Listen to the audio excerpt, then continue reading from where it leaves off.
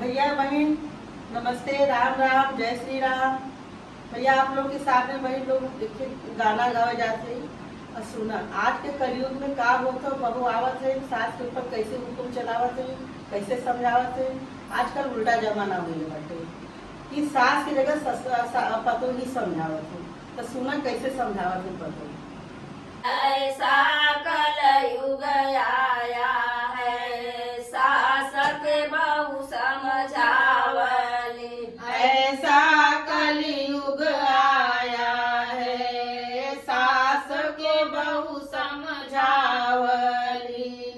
ऐसा कलयुग आया है, सास के बहू समझावली। सास के बहू समझावली न हो, सास के बहू समझावली।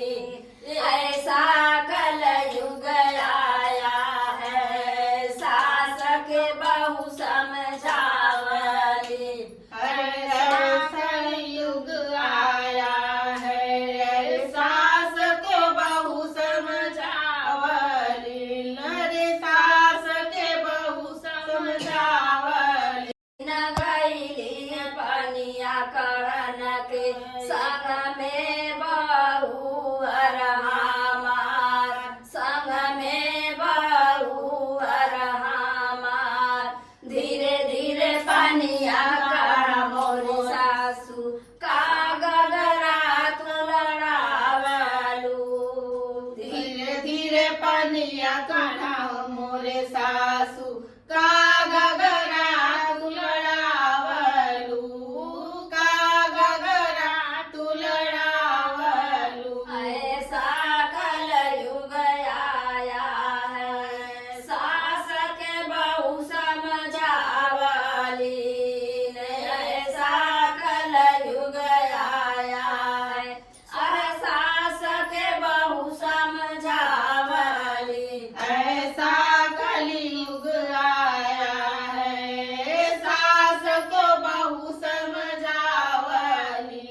अरे सास के बहू समझावली। एक दिन गईली गेहुआ पिसन के संग में बहू हमार, संग में बहू हमार। धीरे धीरे पिसना पिसाओ मोरे सासू का जाता तू हिलावलू। धीरे धीरे पिसना पिसाओ मोरे सासू का जाता तू हिलावलू। धीरे धीरे पिसना पिसाओ मोरे सासू का जाता तू हिलावलू। अरे का जाता तू हिलावलू। ऐसा कलयुग आया है, सास के बहू समझावली। ऐसा कलयुग आया है, सास के बहू समझावली। ऐसा कलयुग आया है, सास के बहू समझावली। अरे सास के बहू समझावली। एक दिन गईली पिसना सनन के संग में बहू हमार, संग में बहू हमार। धीरे धीरे पिसना सुसना मोरे सासू का थरिया तू पटकलू। धीरे धीरे पिसना सना हो मोरे सासू का थरिया तू पटकलू। धीरे धीरे पिसना सना हो मोरे सासू का थरिया तू पटकलू। अरे का थरिया तू पटकलू। ऐसा कलयुग आया है, सास के बहू समझावली। ऐसा कलयुग आया है, सास के बहू समझावली।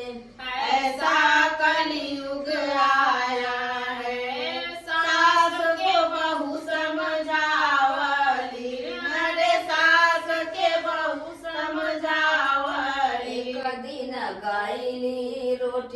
पोअन के संग में बहुअर हमार, संग में बहुअर हमार। धीरे धीरे रोटिया बेला हो मोरे सासू, का बेलना तू लड़ावलू। धीरे धीरे रोटिया पोआ हो मोरे सासू, का बेलना तू लड़ावलू। अरे धीरे धीरे रोटियां बेला हो मोरे सासू, का बेला